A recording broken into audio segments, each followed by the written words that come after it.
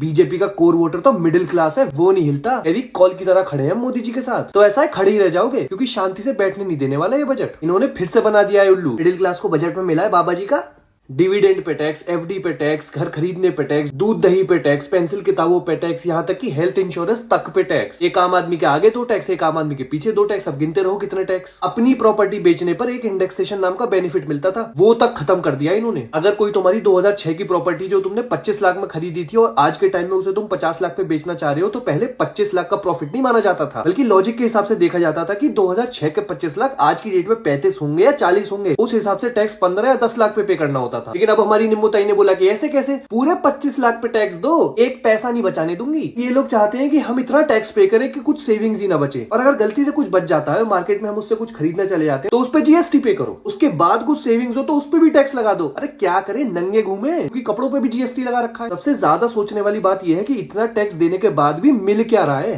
सड़कें टूटी पड़ी है, रोज पुल टूट रहे हैं, एयरपोर्ट की छतें गिर रही है, रोज ट्रेन एक्सीडेंट हो रहे हैं, पेपर लीक हो रहे हैं, नौकरियां नहीं है। इतना टैक्स जा रहा है गवर्नमेंट को, वो किसी और का नहीं, आपका पैसा है। लेकिन गलती से भी आप इन सब पर सवाल ना पूछने लगो, इसलिए आपको हिंदू खतरे में है, मुसलमान खराब है, मुगल खराब थे, ठेलों पे नाम लिखवाओ, इन सारे बेफिजूल के मुद्दों में फंसा दिया जाता है। सोचो।